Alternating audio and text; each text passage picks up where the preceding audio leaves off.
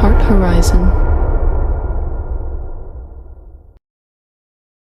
Oke, halo semuanya. Kali ini aku akan membahas apa saja sih kegagalan yang aku lakukan ketika aku melatih skill kepemimpinanku. Ya, jadi buat yang belum kenal, kenalin, namaku Faras. Aku sekarang mahasiswa di salah satu universitas di Jawa Timur semester 1, dan aku mau sharing ke kalian pengalamanku selama 3 tahun terakhir, yaitu pas waktu aku SMK. Apa saja sih? Di SMK aku pernah selalu aktif ya dalam tugas kelompok. Ya mungkin ini terdengar kayak simpel, semua orang bisa. Yes, betul, semua orang bisa. Tapi tidak semua orang itu bisa kayak aktif. Tidak semua orang itu bisa mengarahkan, nanti ada tugas ini bagaimana. Saya itu selalu aktif. Bagaimana sih cara kita saat misalkan presentasi itu berbeda dari kelompok yang lain.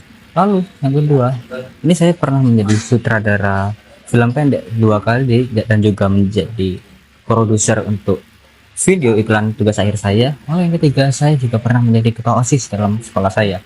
Nah, jadi ini dia 5 poin kesalahan yang saya lakukan selama 3 tahun terakhir. Jadi yang pertama ini adalah merasa superior. Ya, di sini kita sebagai pemimpin itu selalu dituntut ya banyak sekali oleh orang di sekitar kita. Itu seperti kita itu harus bisa dihormati, harus seperti disegani. Kita itu tidak boleh terlihat lemah, kita itu harus bisa segalanya, dan kita itu tidak boleh selalu terlihat kesal dan sebagainya. Tapi percaya, ketika kalian terlalu memikirkan hal itu, jadinya kalian itu terlalu berpikir kalau saya tidak boleh kelihatan lemah di depan-depan anggota saya. Nah, padahal sebenarnya tidak ada yang salah dari hal itu, tidak boleh kelihatan lemah. Tapi yang menjadi masalah itu ketika kalian ini tidak ingin kelihatan lemah, jadi kalian itu jarang bertanya kepada anggota-anggota yang lain, bahkan termasuk anggota yang tertinggi pun itu kalian takut bertanya. Kalian itu selalu berpikir, oke, kalau aku jadi pemimpin nih, aku harus punya gini dan mereka harus menuruti sesuai keinginanku, karena ini yang paling benar, karena ini gini. Nah, jadi ketika kalian merasa seperti itu, pintu-pintu untuk kedepannya itu akan tertutup karena kalian tidak bertanya itu tadi. Jadi ketika kalian ini sudah merasa superior, perbaikannya adalah kalian harus merasa rendah. Kalian harus bisa bertanya kepada teman-teman kalian sendiri, kepada anggota-anggota kalian sendiri. Ketika oke, ini aku nggak tahu nih, misalkan ini caranya ini gimana ya biar kita bisa mungkin kedepannya penjualan itu seperti apa, bagaimana supaya nanti banyak yang datang ke booth kita, pameran kita, bagaimana itu kalian harus sering bertanya, karena ketika kalian bertanya, anggota tim yang lain itu mengeluarkan sesuatu dan itu tidak yang dipikirkan oleh kalian, jadi dan kalian merasa itu baik, ya udah kita lakukan gitu. Lalu kesalahan yang kedua ini adalah merasa paling benar kepada ego, visi, dan misi kalian. Ya, ini maksudnya kalian terlalu merasa benar pada ego dan visi misi kalian. Jadi sebenarnya tidak ada yang salah ketika kalian punya visi seperti ini, punya misi seperti ini. Itu tidak ada masalah dengan hal itu. Tapi yang menjadi masalah itu adalah ketika kalian tidak bisa menyampaikan ke anggota yang lain itu dengan baik. Contoh, pada waktu saya menjadi ketua OSIS, itu waktu ketika saya menjadi junior nanti kelas, saya itu dididik dengan kurang lebih seperti mindset semi militer. Jadi seperti kayak ada batasan dengan kakak kelas. Namun saya melihat ada sesuatu yang salah di sistem itu. Saya ketika ingin menjadi ketua OSIS, saya ingin merubah yang dimana itu di awalnya semi militer, ingin merubah menjadi kekeluargaan yang dimana berarti kita sebagai kakak kelas itu lebih terbuka. Nah, namun salahnya itu karena ketika saya berdiskusi dengan anggota yang memiliki kependudukan lebih tinggi, itu mereka tidak setuju dengan yang saya punya. Jadi saya tetap bertahan kalau saya ingin merubah sistem kekeluargaan ini, dan sedangkan yang lain itu ingin tetap semi militer waktu seperti kita dididik oleh kakak kelas pada waktu itu. Nah, karena ini terdapat perbedaan pendapat, jadi saya sendiri yang melakukan pendekatan dengan kakak kelas itu dengan cara sistem kekeluargaan lebih terbuka dan lain-lain. Dan ya, hasilnya apa? Justru hasilnya itu malah hancur karena saya di sini selalu bentrokan dengan anggota saya yang memiliki kekuasaan tinggi ini, karena mereka juga tidak setuju. Kok kamu seperti ini, kenapa tidak begini? dan selalu berdebat di sana, dan ya jadinya adik kelas pun itu juga ikut kehilangan arah dengan adanya perbedaan pendekatan seperti itu. Jadi untuk bisa memperbaiki hal ini, kalian itu harus bisa mendengar dengan baik. Kalian harus bisa mendengar dengan anggota yang memiliki kekuasaan yang lebih tinggi. Itu kalian coba rundingkan. Kalau misalkan pun mereka tidak setuju dengan visi dan misi kalian, itu oke, coba kalian lakukan dulu yang mereka punya, lalu yang mereka punya kita coba lakukan dengan pendekatan yang kita sebagai pemimpin sendiri itu miliki. Jadi kalian di sini bisa saling mendengar dan tidak terlalu memegang teguh pada ego, visi dan misi kalian ketika anggota tim yang lain itu tidak setuju. Hal yang ketiga, ini kalian melupakan ide. Kalian tidak ingin mendengar ide yang bodoh.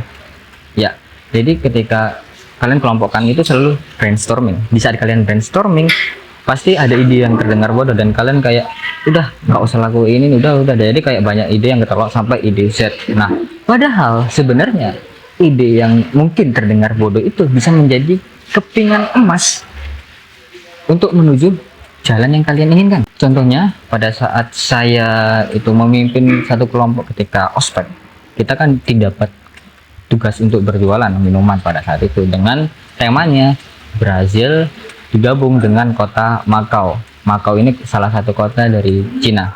Ya, kita di sini melihat kalau di Brazil itu identik dengan buah-buahan, yaitu dengan minuman tropikal. Lalu yang minuman Makau ini itu minuman bersoda dan juga teh. Jadi kita ingin punya produk yang pertama itu ada sodanya dan yang kedua itu juga ada tehnya. Namun untuk kita mencampurkan yang Brazil, kita coba menggabungkan lemon dengan yang soda. Nah, kita bingung yang teh ini kita apakan.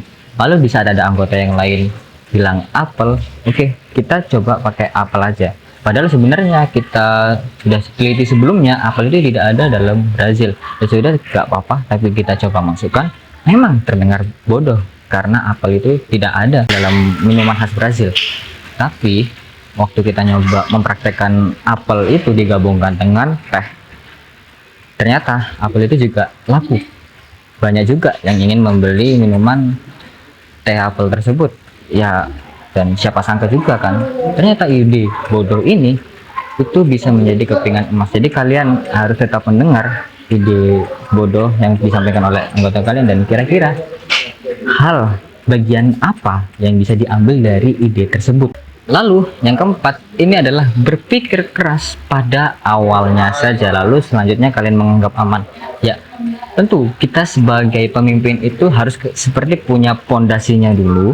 Kita punya ide seperti apa, baru nanti kita sampaikan kepada anggota-anggota yang lain. Namun ketika kebanyakan pemimpin itu kan punya pondasi ini, saya harap kalian bisa melakukannya, tapi tidak diawasi dengan baik. Sama seperti ketika saya menjadi sutradara, saya itu punya ide visi cerita seperti ini, saya ingin seperti ini. Sudah sampai tengah-tengah nih, tapi saya sudah sampai tengah-tengah ini melihat saya rasa aman. Namun ketika seiring berjalannya waktu, ternyata banyak juga kok kehancuran, ternyata banyak juga masalah-masalah dihadapi yang tidak bisa diekspektasi. Nah, jadi untuk memperbaiki hal ini, kalian tidak hanya berpikir pada awalnya saja, tapi kalian itu bisa berpikir selama 24 jam. 24 jam ini harus kalian lakukan karena mungkin banyak masalah-masalah yang terdengar kecil itu bisa menjadi suatu masalah yang besar di kemudian hari. Jadi kalian harus bisa berpikir 24 jam untuk menemukan celah-celah kecil ini supaya kedepannya itu menjadi tidak terpikirkan masalah itu, dan itu memang seringkali terjadi. Jadi saya harap kalian itu bisa berpikir 24 jam ini tidak harus kalian terus 24 jam, tapi kalian itu sering berpikir. Dan yang terakhir ini adalah terlalu memikirkan waktu kapan kalian bekerja.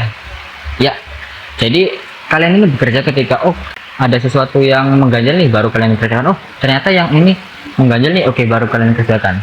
Padahal sebenarnya tidak ada yang salah, tapi kalau kalian terlalu mengandalkan hal itu, disitulah menjadi masalah. Kalian menjadi tidak siap apa yang harus dilakukan. Kalian menjadi kenapa kemarin tidak seperti ini ya, kenapa kemarin tidak seperti ini ya. Kita ambil contoh kecil ketika waktu kerja kelompok. yang dimana waktu itu sebenarnya bisa untuk kalian menggunting, tapi kalian waktu ingin mengerjakan menggunting itu, oh aman kok gunting, paling ya cuman makan beberapa detik, beberapa menit, cepet kok.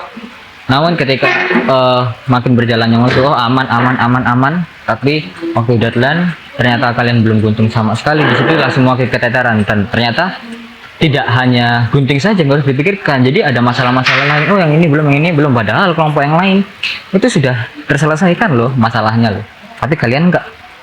Jadi walaupun kalian itu mau terlalu mikirkan kapan kerja, maupun kayak oke ada kerjaan apa bisa kerjakan, itu pasti selalu ada masalah-masalah berikutnya yang kalian harus hadapi, dan itu tidak bisa diprediksi. Jadi di sini kalian itu harus bisa kerja cepat. Oke, aku hari ini bisa lakukan apa, aku lakukan.